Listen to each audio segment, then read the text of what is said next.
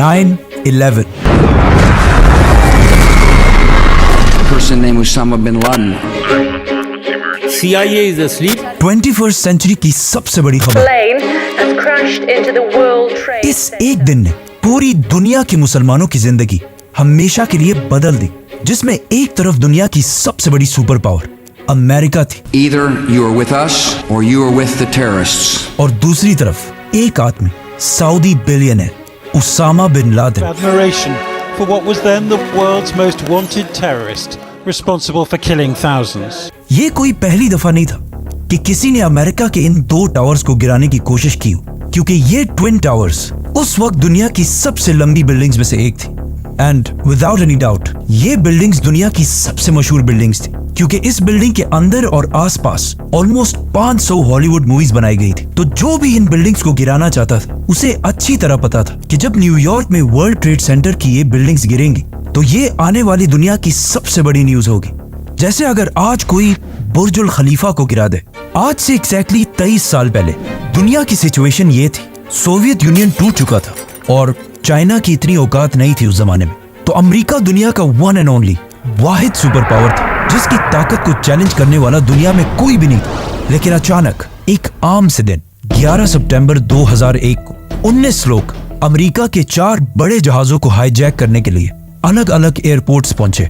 America की अब तक सारी रिपोर्ट्स देखकर यही लगता है कि ये 19 में से 19 लोग मुसलमान थे और इन सब का ताल्लुक सऊदी, इजिप्ट, लेबनान और यूएई से था। हर जहाज को हाईजैक करने के लिए 5 लोगों की टीम्स बनाई गई, जिसमें हर आदमी का अपना बहुत ही इंपॉर्टेंट रोल था और इस सब के लिए वो पिछले कई महीनों से ट्रेनिंग भी हासिल कर रहे थे। तो आखिर ये 4 जहाज अपने एयरपोर्ट से रवाना हुए और जैसे ही इन जहाजों ने टेक ऑफ किया, इन 19 लोगों ने प्लेन्स को हाईजैक करने का प्लान स्टार्ट कर दिया। और प्लान के मुताबिक सिर्फ 15 मिनट हवा में रहने के बाद पहले प्लेन में मौजूद 5 हाईजैकर्स खड़े हुए और कुछ छोटी छुरियों और बॉक्स कटर्स के साथ पूरे प्लेन को बहुत तेजी से हाईजैक कर लिया और जहाज के दोनों पायलट्स को मारकर अपना बंदा मोहम्मद अता को पायलट की सीट पर बिठाया और जहाज के सारे पैसेंजर्स को पिछली साइड पर धकेल दिया और उन सारों को क्लियरली बता दिया कि अब जहाज के दोनों पायलट्स मर चुके हैं, तो ये जहाज अब सिर्फ हमारा बंदा मोहम्मद अता ही लैंड करा सकता है। जिससे सारे पैसेंजर्स चुप करके खड़े हो गए,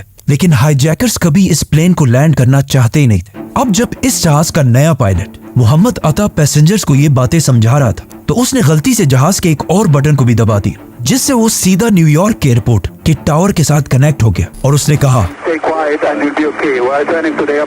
कि सब आराम से बैठ जाओ, हम इस जहाज को एयरपोर्ट की तरफ ही लेके जा रहे हैं। नाउ ये सुनकर न्यूयॉर्क के एयरपोर्ट में कंफ्यूजन फैल गई और उन्होंने जल्दी से एयरपोर्ट के रनवे से सारे जहाजों को हटाकर रनवे क्लियर कर दी और इस जहाज का इंतजार करने लगे। इसके बाद अगेन मोहम्मद अता गलती से दोबारा एयरपोर्ट के टावर के साथ कनेक्ट हुआ और उसने कहा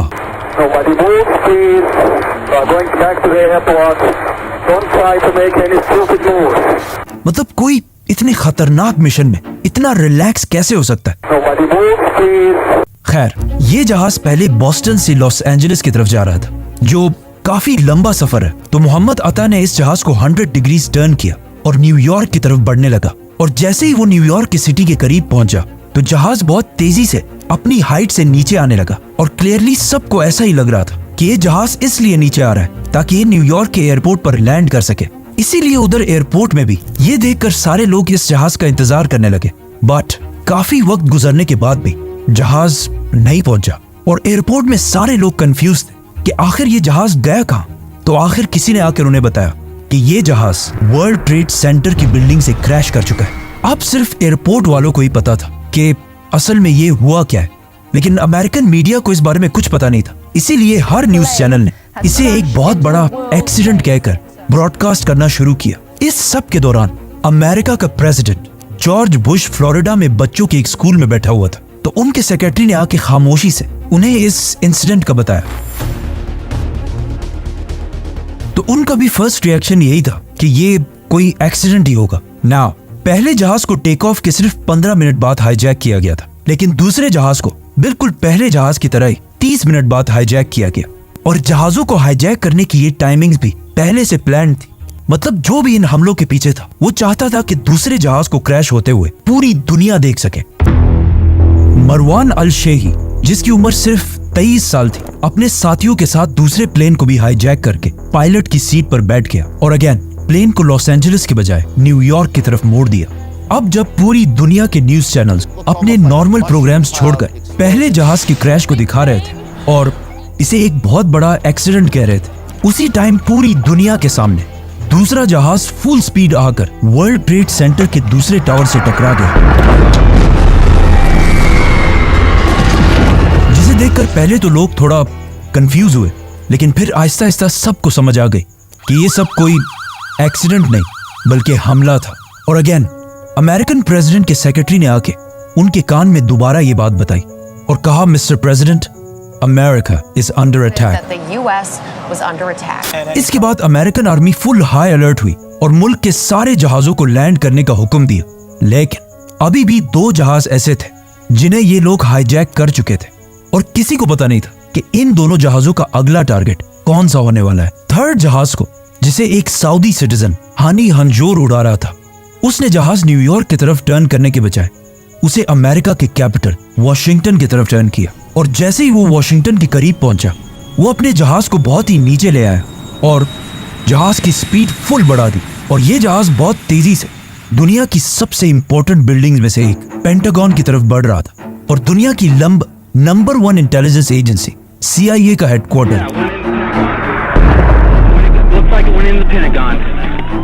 इस जहाज के पेंटागन पर क्रैश होने के बाद पूरी दुनिया वर्ल्ड ट्रेड सेंटर को छोड़कर पेंटागन की क्लिप्स दिखाने लगा, लेकिन अभी भी एक जहाज मिसिंग था। जब US आर्मी ने इस जहाज की डायरेक्शन चेक की तो उन्होंने देखा कि ये जहाज भी वॉशिंगटन की तरफ ही बढ़ रहा है और हो सकता है ये अमेरिका की पार्लियामेंट कैपिटल को टारगेट करे।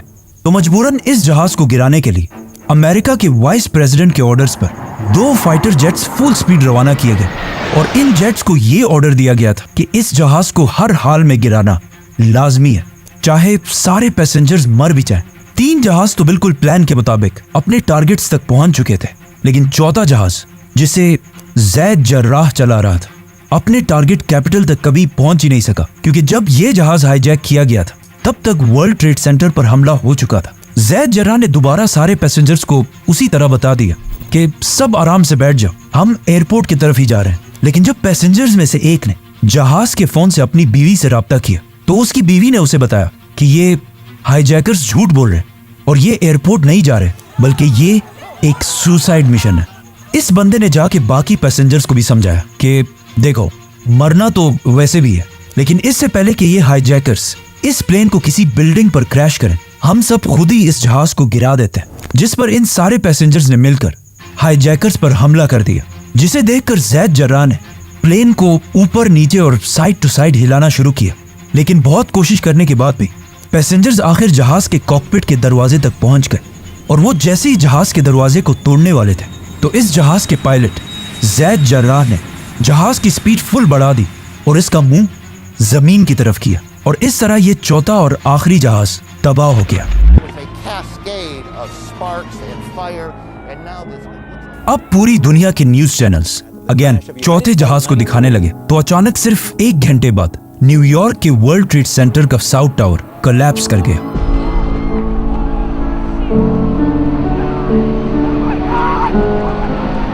और इसमें तकरीबन 1000 लोग हलाक हुए और इसके कुछ ही देर बाद दूसरा टावर भी गिर गया और उसमें भी 1600 लोग हलाक हुए। ओवरऑल 9/11 के इन 4 हमलों में 3000 लोग मारे गए, जिनमें से 200 लोग तो सिर्फ ऐसे थे जिन्होंने इन बिल्डिंग में लगी आग की वजह से वर्ल्ड ट्रेड सेंटर के टॉप फ्लोर से छलांग लगाकर मरे थे। लेकिन इन हमलों के कुछ ही दिन बाद मोहम्मद अता, जो इस सारे प्लान का लीडर था, उसके वालिद का एक इंटरव्यू सामने आया जिसमें उसने ये सब मानने से इनकार कर दिया और सारा मलबा इजराइल की इंटेलिजेंस एजेंसी मोसाद पर डाल दिया और कहा कि इस्लाम में ऐसे किसी अटैक की इजाजत है ही नहीं। और इस तरह तीसरे और चौथे जहाज के पायलट्स के माँ बाप ने भी अमेरिका के रिपोर्ट्स मानने से इनकार कर दिया। और अगर इन अटैकर्स की फैमिलीज को देखा जाए तो ये कोई आम गरीब लोग नहीं थे, बल्कि ये सारे अटैकर्स बहुत ही वेल ऑफ रिच फैमिलीज से थे। 9/11 का ये हमला इतना बड़ा था कि इस हमले के 100 दिन बाद तक न्यूयॉर्क में हर तरफ धूल फैली हुई थी और इन तबाह हुई बिल्डिंग्स के मलबे को साफ करने के लिए भी ऑलमोस्ट $1 बिलियन लगे थे। लेकिन फिर भी वर्ल्ड ट्रेड सेंटर के गिरने से अमेरिका को इतना नुकसान नहीं हुआ। असल नुकसान इन बिल्डिंग से थोड़ी सी दूरी पर एक दूसरी बिल्डिंग में हुआ जिसे लोग हमेशा भूल जाते हैं, और वो बिल्डिंग थी New York stock exchange. Global markets got absolutely hammered as these events. इन हमलों के